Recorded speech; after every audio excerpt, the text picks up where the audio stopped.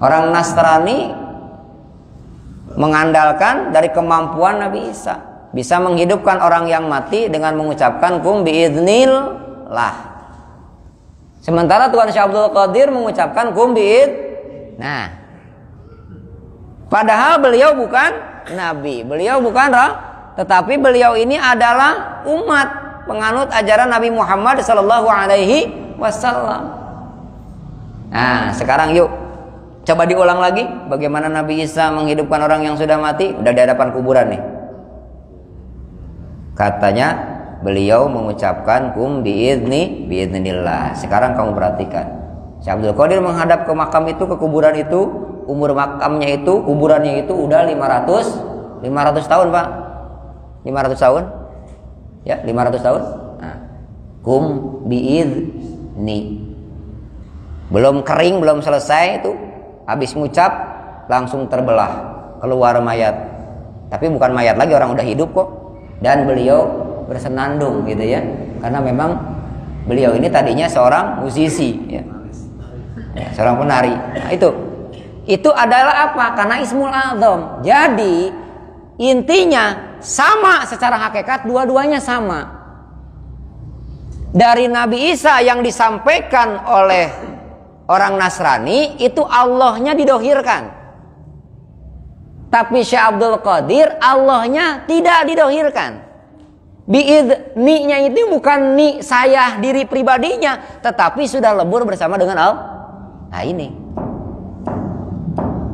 kalau sudah lebur dalam diri, merasuk dalam sungai, jadi satu raga, satu jasad, satu nyawa, satu rasa, maka apapun bentuk kudrah dan iradah Allah, kewenangan Allah akan tidak menutup kemungkinan dititipkan kepada kekasih-kekasihnya.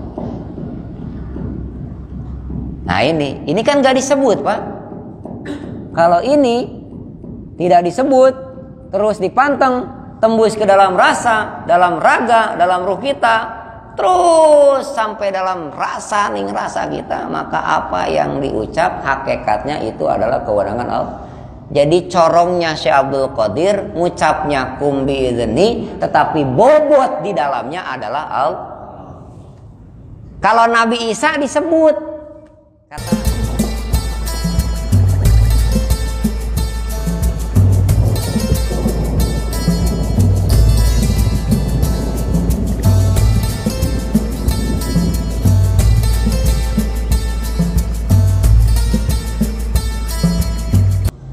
hadirin kaum muslimin wal muslimat, ikhwan wal akhwat, hadanallahu wa iyyakum ajma'in.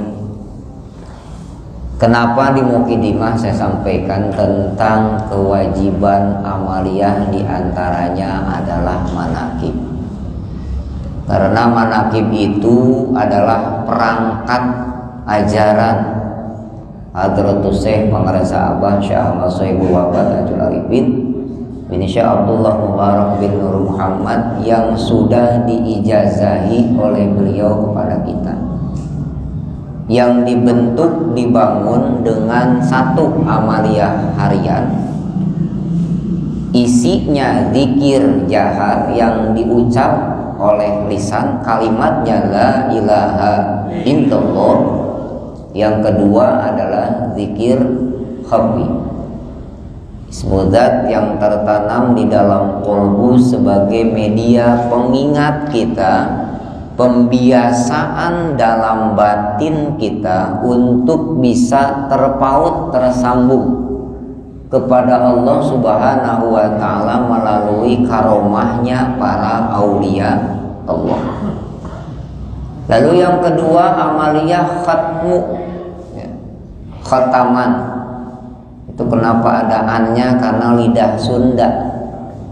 Khataman, khatmu itu isinya adalah aurat, wirid yang menjadi andalan bacaan dari sekian banyak wirid aurat yang diketeng. Ya, kok wirid ada yang diketeng? Iya, ada orang yang ngamalin hasbunallah wa ni'mal wakil sekian kali, diijazahkan tar bisa sesuatu. Ada lagi ya latif, ada lagi hizibnya juga dan lain sebagainya. Nah, Kenapa disebut khatmu atau khataman? Ya karena memang semua induk dari aurat termasuk hizib di situ ada semua. Kenapa kok tidak ditajalikan? Tidak ada penampakan secara zahir dari aurat tersebut yang diamalkan tiap hari minimal seminggu sekali. Karena memang bertujuan untuk mengembalikan diri kita kepada Allah yang paling utama dalam rangka mensucikan ruh yang sudah diciptakan oleh Allah di alamul arwah yang sudah dalam keadaan fitrah dan ma'rifat. Jadi tajalinya itu tidak akan ditampakkan di dunia sekarang, tetapi nanti akan ditampakkan di sana. Adapun yang pernah mengalami sesuatu dari aurat tersebut itu adalah bentuk daripada motivasi supaya ada peningkatan. Terkadang guru itu perlu bertajali kepada muridnya supaya murid jadi semangat. Ada juga yang ditutup, tidak dibuka. Kenapa? Karena dikhawatirkan dengan itu dia merasa puas di situ, akhirnya cuma nyangkut sampai di alamul mulki, nggak bisa naik. Puas di situ akhirnya bikin pelang. Nah itu banyak ya. Gitu. Ditutup sengaja. Ada juga yang 50-50, artinya ketika tidak diperlukan dia nggak nampak, tapi ketika diperlukan dia sedang terdesak baru keluar. Ada yang gitu. Tapi itu bukan jadi satu tujuan utama, bukan. Tujuan utamanya adalah ilahi anta maksudi, satu, waridhoka matlubi, dua, atini mahabbataka, tiga, wa ma'rifataka. Jadi yang dua itu tujuan, powernya yang dua.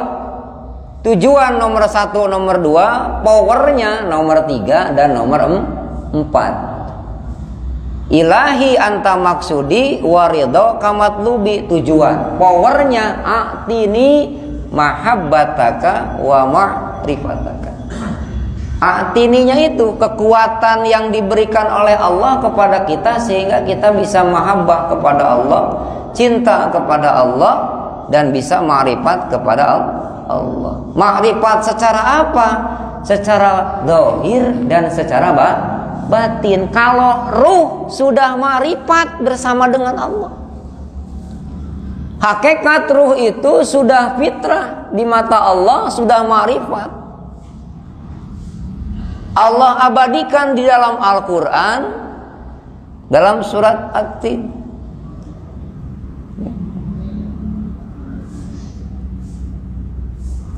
Tsumma radadnahu asfala safilin.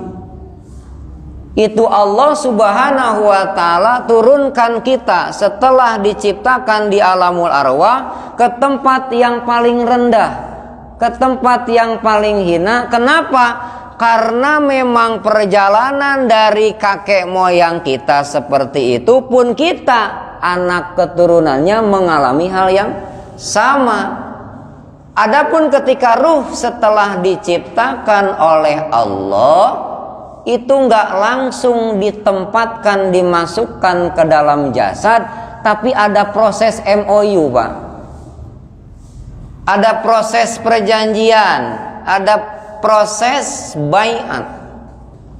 Jadi ada baiat, ada talqin. Apa MOU-nya setelah diciptakan oleh Allah? Singkat saja karena sudah malam ya. Itu ruh sebelum dimasukkan ke dalam jasad ditanya, Allah nanya, alastu birabbikum. Allah nanya kepada ruh yang bakal jadi manusia di alamul arwah sebelum dimasukkan ke dalam jasad, ditempatkan di dalam qalbu. Jadi ternyata qalbu ini adalah sentral ruhani. Qalu bala sahidna. Ya, kami menyaksikan ya Allah, Engkaulah Rabb kami, Engkaulah yang menciptakan kami, dan Engkaulah yang wajib disembah. Jadi dengan itulah kedudukan ruh manusia, fitrah di hadapan Allah suci. Kenapa? Karena setelah ditanya oleh Allah, dia langsung jawab, nggak pakai mikir dan nggak pakai sponsor, Pak. Langsung qalu bala sahidna. Kami menyaksikan. Nah, sahidnanya ini, menyaksikannya ini, ruh ketika itu menyaksikan siapa? Ruh ketika ditanya alastu birabbikum menjawab bala sahidna. Yang disaksikan ruh ketika itu siapa? Allah. Kan Allah bertanya sebelum ruh dimasukkan ke dalam jasad, ditanya alastu birabbikum. Yang nanya siapa? Allah. Ruh menjawab qalu bala sahidna. Ya, kami menyaksi. Yang menyaksikannya itu siapa? Ruh. Yang disaksikan oleh ruh siapa? Itu. Dan ketika itu tidak ada, Pak, ruh yang sudah punya agama. Ruh yang beragama, ruh yang tidak beragama, ruh yang muslim, yang non muslim, yang kafir, yang murtad, nggak ada. Nggak ada. Ruh itu semua sama. Fitrah, ma'rifat. Tsumma radadna wasfala safilin, setelah diturunkan, dimasukkan, ditempatkan di dalam jasad persis dalam kalbu, baru setelah itu oleh Allah Subhanahu wa taala diberikan kewenangannya. Berupa apa? Akal. Akal inilah yang menjadi output, input, media atau instrumen untuk menyerap sinyal dari Allah, sehingga manusia bisa membedakan mana baik, mana benar, mana yang harus ditinggalkan, mana yang harus dikerjakan. Itu hakikat akal. Dan akal inilah yang menjadi pembeda antara manusia dengan hewan. Sama, kita juga manusia kayak hewan. Hewan makan, kita makan. Hewan minum, kita minum. Hewan kawin, kita juga kawin. Cuman kita mah ada nikahnya. Hewan mah nggak pakai nikah, Pak. Sakahayang nawe gep gerewek jadi. Orang mah tekudu. Kalau hewan main tunggang aja, beres, cul tinggalkan. Kalau manusia mah enggak, mulia. Karena dimuliakan oleh Allah, disempurnakan dan disempurnakan oleh Allah Subhanahu wa taala. Akal. Nah, kenapa terkadang manusia banyak yang terjerumus dari perkara-perkara yang tidak sesuai dengan kehendaknya Allah, haknya Allah. Hak itu bukan bahasa Arab. Arti haknya di sini adalah, kalau bahasa kitanya itu kebenaran Allah. Maha benarnya Allah. Haknya Allah itu dia banyak langgar. Kenapa? Karena akal tertutup. Kenapa akal tertutup? Karena banyak yang masuk di dalam kalbu itu perkara-perkara yang selain Allah. Maka sulit akal menerima sinyal dari Allah, menerima bimbingan dari Allah. Karena Allah bertanggung jawab atas makhluknya, karena Allah punya keinginan dari apa yang diciptakan, dititipkan di dalam makhluk yang namanya manusia, dua, yaitu fitrah dan ma'rifat. Maka fasilitas yang Allah turunkan, intinya alladzi arsala rasulahu bil wadinil, empat. Arsala rasula al-huda dinil haq, empat.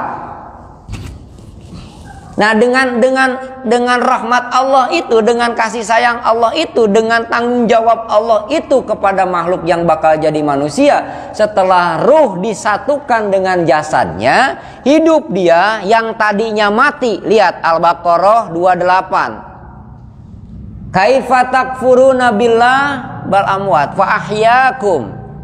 Bagaimana kamu bisa ingkar kepada aku Allah, padahal kamu awalnya mati. Fa'ahyakum, kemudian aku Allah menghidupkan kamu. Fa'ahyakumnya itu di fase sekarang tadi. Setelah alastu birabbikum qalu bala sahidna, ruh dimasukkan, ditempatkan di dalam jasad, hiduplah dia. Fa'ahyakum. Kapan? Sekarang. Di mana tempatnya? Planet bumi, alamul mulki, keduniaan. Apa yang harus kita lakukan di sini? Wa tajawwadu fa inna khairu zadid. Jadi yang namanya alamul mulki, alamud dunia yang kita alami sekarang di fase fa'ahyakum, itu adalah fase pembekalan dalam diri kita untuk kelak nanti kita akan lighad, menghadapi kehidupan berikutnya. Karena setelah fa'ahyakum tsumma yumitukum, ya kan? Tsumma yuhyikum, baru di situ start mulai perjalanan sesungguhnya menggapai Allah, menuju Allah. Tsumma ilaihi turja'un. Jadi ternyata Bapak Ibu sekalian, kita ini sekarang ini, detik ini, menit ini, duduk di tempat yang mulia ini, di majelis yang mulia ini, itu fase fa'ahyakum. Isi fa'ahyakum itu adalah watajawwadu fa inna khairu zadid taqwa. Berbekal kita, sebaik-baiknya bekal kata Allah adalah takwa. Takwa yang bagaimana? Nih, dari sekian banyak referensi di dalam Al-Quran, firman Allah menjadi pedoman hidup kita. Itu ada di Ali Imran 134.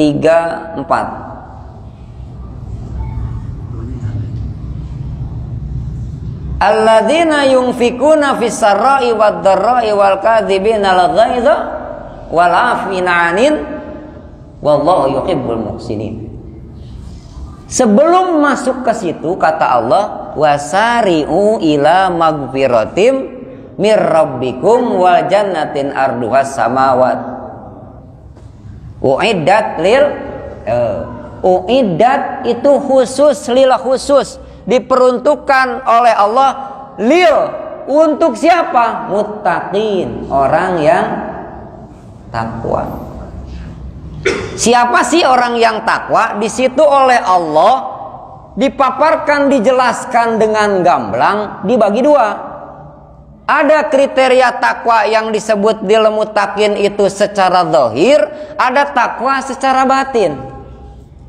Secara zahirnya tadi saya sudah sebutkan.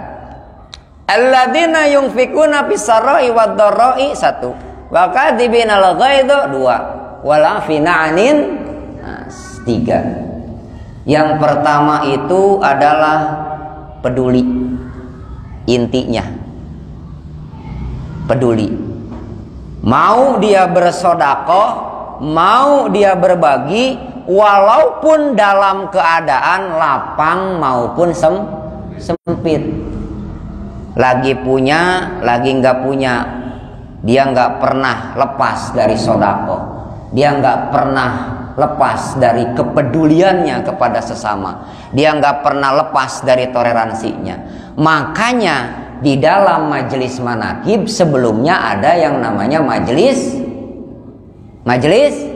Nah, di majelis doa itulah yang disebut majelis peduli.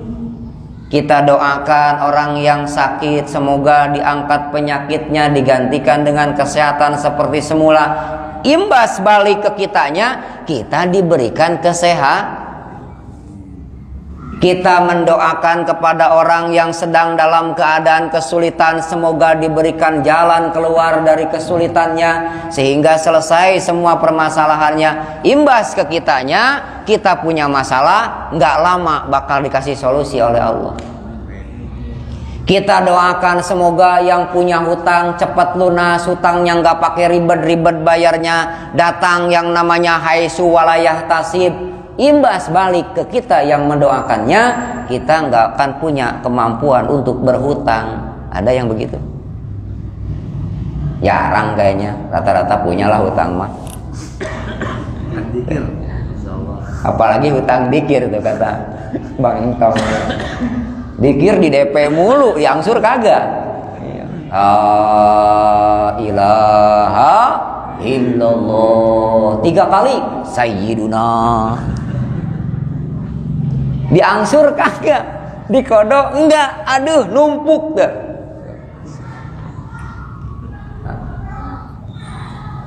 Bisarra'i wad-dara'i yang pertama. Yang kedua, wal kadzibina ghaidha. Kadzib, marahnya dia, emosinya dia, ya. Murkanya dia bisa ditahan, bisa dikondisikan, bisa dia kendalikan sehingga tidak meluap, tidak meledak. Walaupun dia ada kemampuan, bisa aja dia marah, bisa aja dia bertindak, bisa aja dia membuat salah satu keputusan balasan kepada orang yang mendolimi dirinya, baik dolim secara terang-terangan maupun secara gaib. Bisa dia punya kemampuan, tapi dia enggak ditahan, tidak sampai keluar, tidak dia lakukan. Itu yang kedua, ciri takwa secara zahir. Sambil saya sebutkan, yuk muhasabah dalam diri kita. Kita udah sampai di mana nih? Yang pertama, udah belum? Atau yang kedua? Wah, kayaknya yang kedua masih banyak, sering kepancing ini. Apalagi kalau ada rumor di tetangga sebelah, wah ramai. Pertama ada, alhamdulillah belum, usahakan dan upayakan. Yang kedua, amaroh ditahan, marah ditahan, ngambek ditahan, tong purikan, ya di grup banyak tuh. Cek. Keluar. Ada yang keluarnya pakai pamit. Mohon maaf ya, saya pamit keluar mau beli gorengan. Keren juga tuh pamitan itu. Yang lain nanya, ini yang keluar beli gorengan kok nggak balik-balik. Nah, itu contoh kecil yang sering kita alami sehari-hari. Yang lebih dari itu banyak. Yang tahu hanya kita, guru dan Allah. Muhasabah dalam diri.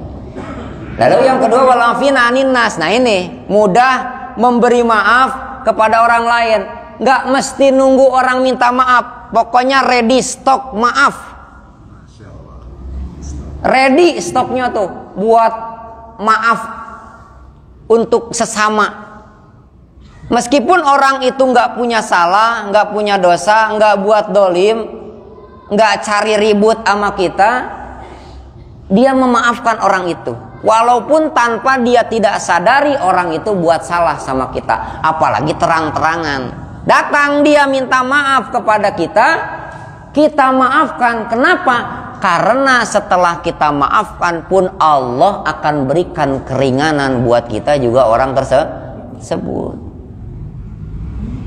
Karena memang hanya Allah yang akan memberikan ampunan, juga Allah yang akan memberikan ketenangan, ketentraman dalam jiwa, dan juga hanya Allah yang maha tahu kenapa dia berbuat itu.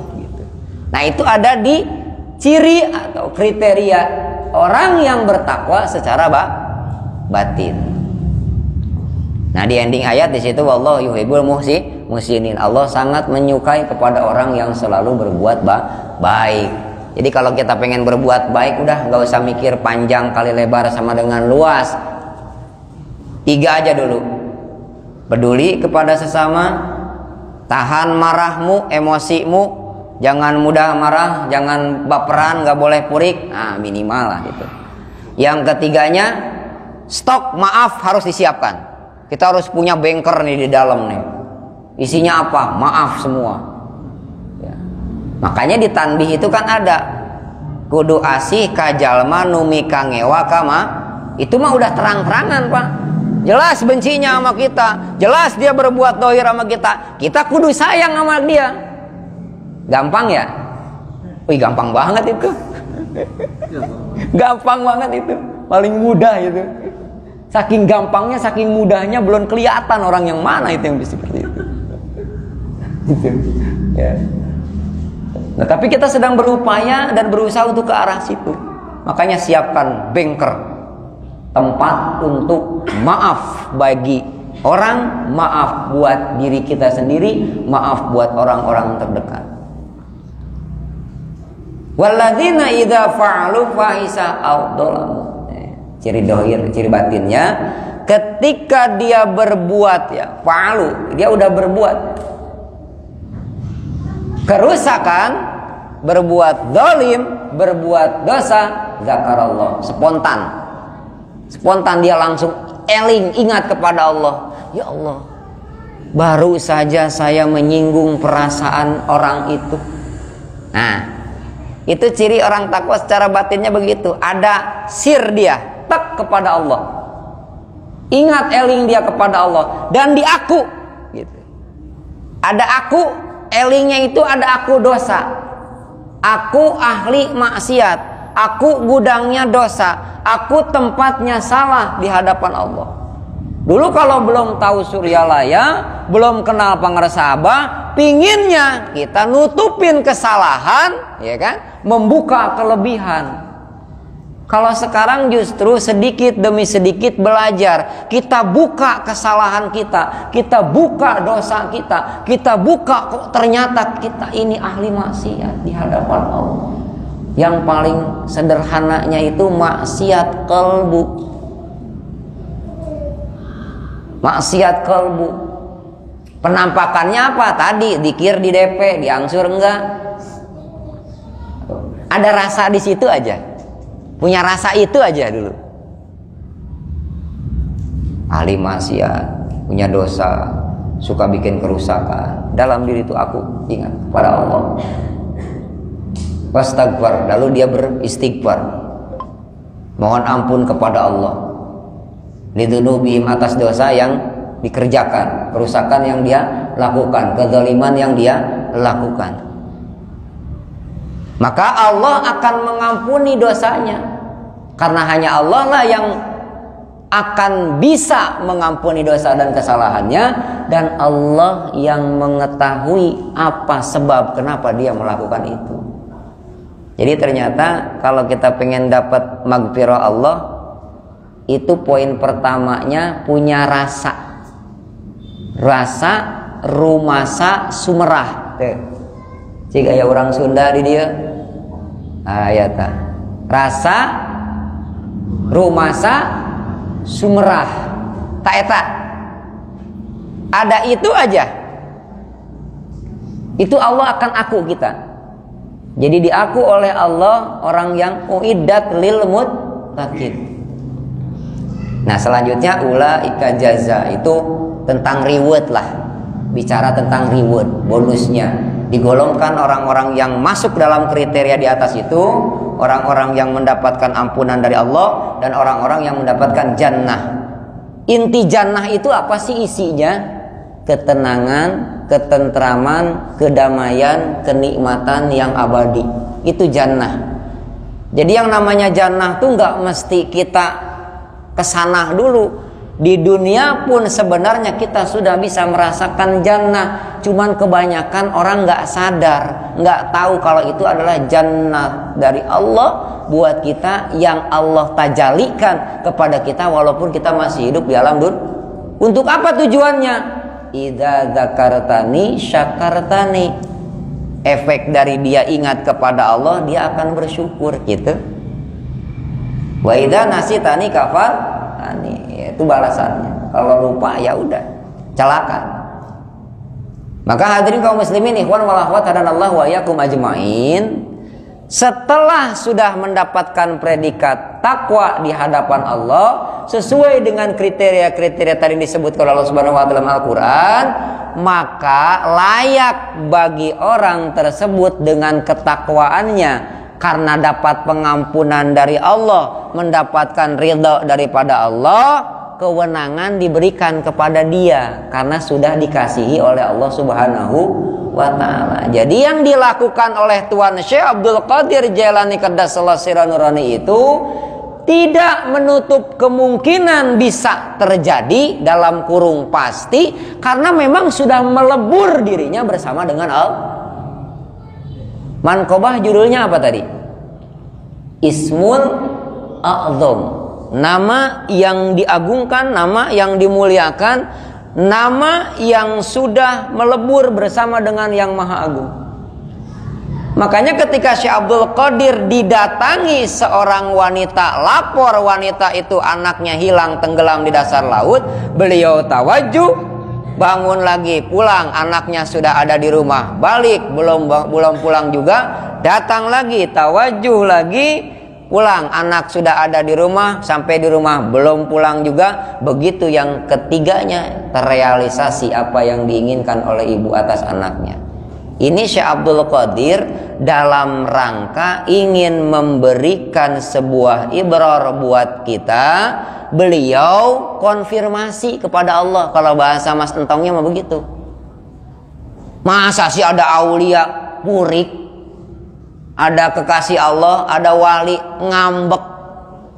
Nggak ada. Beliau konfirmasi kepada Allah. Ya Allah, kenapa sih Engkau begitu mudahnya menghidupkan orang yang dari mati angkatan pertama, yang sudah meninggal sampai angkatan terakhir, dihidupkan bareng-bareng bisa, dikumpulkan di mahsyar semuanya dengan waktu yang bersamaan bisa. Kok tibang satu anak doang, ini kok prosesnya lama, begitu makan waktu. Kenapa ya Allah? Itu bukan Syekh Abdul Qadir ngambek, bukan purik, bukan, konfirmasi supaya bisa ada bahan ibror buat kita semua. Ternyata jawaban Allah yang pertama, kedua, dan ketiga itu nggak ada yang salah, semuanya benar. Yang pertama dikumpulkan tulang benulangnya, dagingnya, segala macam diutuhkan. Yang kedua ditiupkan ruh dan dihidupkan.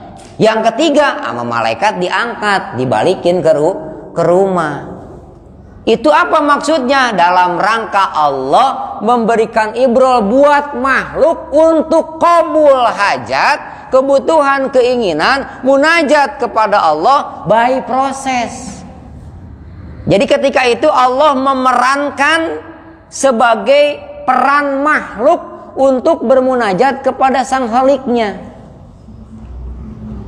Bahasa sederhananya begini, tingkat sultan aulia, seorang wali yang sudah lebur dengan Allah aja, ada satu perkara Allah bertajali kepada dirinya untuk ijabah, untuk mustajabah, itu pakai proses, ada prosesnya. Tapi kalau buat Allah sendiri kun fayakun. Kalau hak Allah kun fayakun. Tapi ketika Allah sedang berperan untuk memberikan ibrol kepada makhluknya, perkara hajat, kebutuhan, ya, itu by proses. Makanya jangan berkecil hati, jangan mencuri start. Baru berapa tahun belajar dikir, baru khotaman berapa kali udah ngeluh. Nah ini dikir kok begini-begini aja hidup. Emang mau bagaimana ente? Udah ini aja nih hikmat mah nih, Kulnes tuh, mata air Suryalaya. Siapa tahu dari Kulnes, mata air Suryalaya, yang kita sebagai pemakai ataupun pengedarnya, ya, bisa jadi satu asbab diakomodir oleh pengersa apa. Karena apa? Karena ending dari ini bermuara kepada Suryalaya. Di Baitul Mal masuk, terus dipakai, dikelola buat kegiatan keagamaan, kegiatan manakib dan lain sebagainya. Jadi nggak kemana-mana, dari kita, oleh kita, untuk kita. Dan ini adalah salah satu media menurut saya yang paling mudah. Coba saya mau tanya, Cung, yang ahli tahajud nggak pernah pre tiap malam, ada nggak? Ya walaupun ada juga saya yakin gak bakal mau nanya. Tawaduk semua insya Allah di sini mah. Riadonya udah pada gimana? Udah tingkat berapa? Gak bakal ada yang mau ngacung juga. Tawaduk emang di sini mah luar biasa. Tawaduk bener, masya Allah. Ya. Salat fajrinya gimana? Gak kelewat. Dapil bala, khotaman tam, khotaman biasa, amalia harian. Oh udah bener, gak ada yang ngacung semua, udah tawadhu semua udah ini. Alhamdulillah. Sulit ya Pak ya. Tapi kalau dengan ini berapa ini? 2.500, 3.000? 3.000 Pak, sebotol, plek, kumpulin sama Mas Tong, dikelola, kirim lagi ke pabrik, masuk ke Baitul Mal. masuk semua kegiatan, balik lagi kita kirim lagi, begitu dan begitu seterusnya. Itu kira-kira ada poin nggak buat bekal di sana? Bukan kira-kira lagi, ada pasti ada, Pak. Tapi mohon maaf, bukan saya berarti ini kan kepada produk yang lain. Kalau kita beli yang lain, ya kan, belum tentu larinya kemana, kita pugu nggak jelas. Kalau ini jelas, Pak. Ya, mudah-mudahan kita semua diberikan kekuatan dan kemampuan untuk bisa berkhidmat, ya. Niat sajak berkhidmat supaya seluruh program Suryalaya pusat khususnya, baik dari tingkat daerah-daerah juga bisa berjalan sesuai dengan harapan kita sekalian, yaitu ilahi anta maksudi wa ridhaka matlubi a'tini mahabbataka wa ma'rifataka. Nah, itu yang pertama. Dari manqobah yang keduanya, ini yang menarik, Pak. Orang Nasrani mengandalkan dari kemampuan Nabi Isa, bisa menghidupkan orang yang mati dengan mengucapkan kum biidznillah. Sementara Tuhan Syekh Abdul Qadir mengucapkan kum nah, padahal beliau bukan nabi, beliau bukan roh, tetapi beliau ini adalah umat penganut ajaran Nabi Muhammad sallallahu alaihi wasallam. Nah, sekarang yuk coba diulang lagi bagaimana Nabi Isa menghidupkan orang yang sudah mati, udah di hadapan kuburan nih. Katanya beliau mengucapkan kum biidznillah. Sekarang kamu perhatikan, Syekh Abdul Qadir menghadap ke makam itu, ke kuburan itu. Umur makamnya itu, kuburannya itu udah 500 tahun, Pak. 500 tahun. Ya, 500 tahun. Nah, kum biidzni. Belum kering, belum selesai itu. Habis ngucap langsung terbelah, keluar mayat. Tapi bukan mayat lagi, orang udah hidup kok. Dan beliau bersenandung gitu ya, karena memang beliau ini tadinya seorang musisi, ya, seorang penari. Nah, itu adalah apa? Karena Ismul A'zam. Jadi intinya sama secara hakikat, dua-duanya sama. Dari Nabi Isa yang disampaikan oleh orang Nasrani itu Allahnya didohirkan, tapi Syekh Abdul Qadir Allahnya tidak didohirkan. Biidninya itu bukan ni saya diri pribadinya, tetapi sudah lebur bersama dengan Allah. Nah, ini kalau sudah lebur dalam diri, merasuk dalam sungai, jadi satu raga, satu jasad, satu nyawa, satu rasa, maka apapun bentuk kudrah dan iradah Allah, kewenangan Allah akan tidak menutup kemungkinan dititipkan kepada kekasih-kekasihnya. Nah, ini kan gak disebut, Pak. Kalau ini tidak disebut, terus dipanteng, tembus ke dalam rasa, dalam raga, dalam ruh kita, terus sampai dalam rasa, ning rasa kita, maka apa yang diucap hakikatnya itu adalah kewenangan Allah. Jadi corongnya Syekh Abdul Qadir, ngucapnya kum biidzni, tetapi bobot di dalamnya adalah Allah. Kalau Nabi Isa disebut, kata orang Nasrani tadi, kum biidznillah, bangunlah engkau mayit berdasarkan izin Allah. Syekh Abdul Qadir juga sama, kum biidzni, ni-nya itu Allah, tetapi tidak didohirkan. Gitu, inti nama sama. Makanya pantas pengersa Abah ada dalam amalia harian untuk pembiasaan supaya terbawa sampai akhir hayat kita. Ada metode zikir yang dijaharkan, secara dohir dilisankan kalimat la ilaha illallah yang masing-masing tertanam di dalam tiap-tiap latoif, jumlahnya ada 7 latifah. Lalu ada zikir yang ditanam ismudat di dalam qalbu. Ini yang supaya bisa terbawa kita sampai ke akhir hayat, ketika dipisahkan kembali jasad dengan ruh kita oleh malak Ijrail alaihi salam. Nah, nanti ya insyaallah dalam waktu dan kesempatan yang lain, season berikutnya, setelah kita dibangkitkan nanti di alam kubur, apakah kita nanti di sana punya kerabat, apakah nanti kita di sana punya saudara, apakah nanti kita di sana bertemu dengan teman kita lagi, dengan kerabat kita lagi, dengan sahabat kita lagi. Nah, itu tergantung dari apa yang dia biasakan selama dia hidup dalam dunia. Kalau selama dia hidup dalam dunia selalu mengirimkan doa kepada mereka yang sudah berpulang kepada rahmatnya Allah, terutama kepada para aulianya, maka itulah yang akan menjadi keluarga dia, saudara dia, sahabat dia, kerabat dia setelah dia dibangkitkan di dalam alam kubur. Jadi jangan anggap remeh tawasul, Pak. Bapak Ibu sekalian, kalau Bapak mengamalkan tawasul ila hadratin Nabiyil Mustafa Muhammadin sallallahu alaihi wasallam wa ala alihi wa ashabihi, itu dalam rangka apa? Memperkenalkan ruh kita, batin kita kepada hadratu yang mulia baginda Rasulullah Muhammad sallallahu alaihi wasallam dan seluruh keluarganya, duriyahnya, sampai kepada para sahabatnya. Itu baru sampai di ila hadratin Nabi. Makanya ketika hadroh kepada baginda Nabi, hadirkan semua di situ. Rasanya, ya, raganya, jasadnya, ruhnya, panteng terus hobinya. Supaya apa? Supaya benar merasuk dalam diri kita. Terus yang kedua, tsumma ila arwahi abaihi wa ummahatihi wa ikhwanihi, itu kan? Wa ikhwanihi minal anbiya. Widih, saudaranya dari anbiya. Iwal mursalin wa ilal malaikatil muqarrabin. Wih, mantap banget tuh saudaranya dari malaikat wal karobijin. Tuh. Jadi kita ntar begitu bangkit tek enggak pelangak pelongo. Udah banyak yang nyambut, udah banyak yang nemenin, udah banyak yang negor. Nah ini nih yang suka kirim Fatihah sama saya nih. Kata siapa? Kata Syekh Ahmad Khotib Sambas. Dibaca nggak Pak kalau tawasul? Nah itu jangan dianggap remeh Pak. Itu ada keterangannya itu.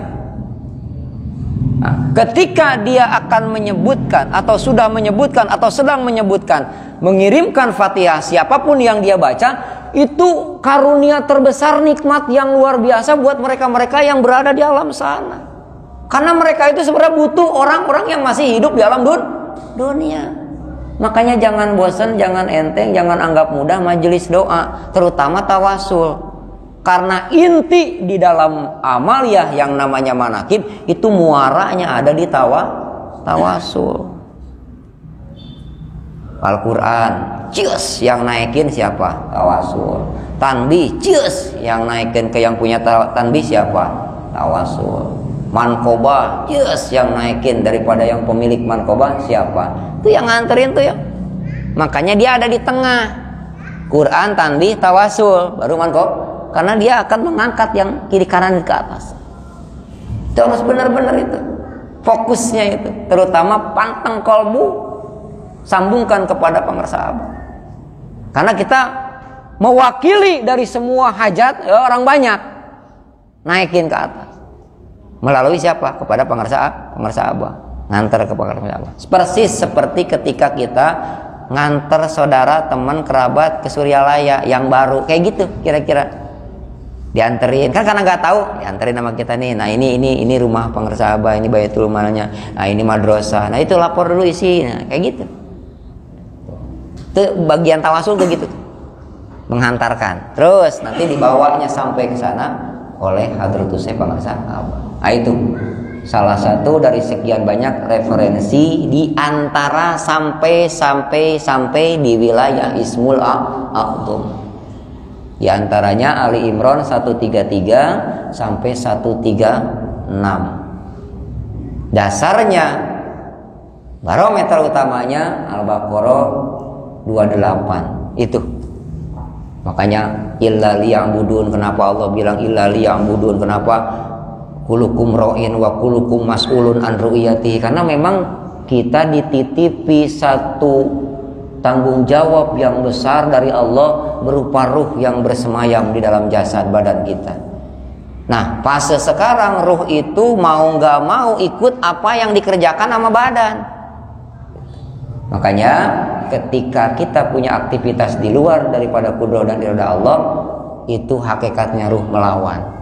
Nah, untuk membangun kepekaan itu supaya kembali kepada hal yang sebenarnya adalah media untuk mendekatkan diri kepada Allah Subhanahu wa Ta'ala.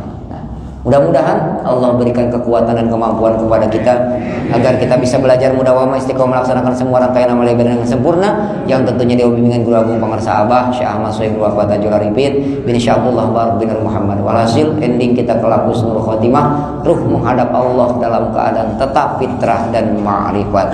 Rabbana aftah bainana wa baina qaumina bil haqq wa anta khairul fatihin. Rabbana atina mundalan baraka wa anta khairul mundirin. Rabbana atina fid dunya hasanah wa fil akhirati hasanah wa qina adzabannar wa atasimu bihamdillah. Kurang lebihnya mohon maaf, mudah-mudahan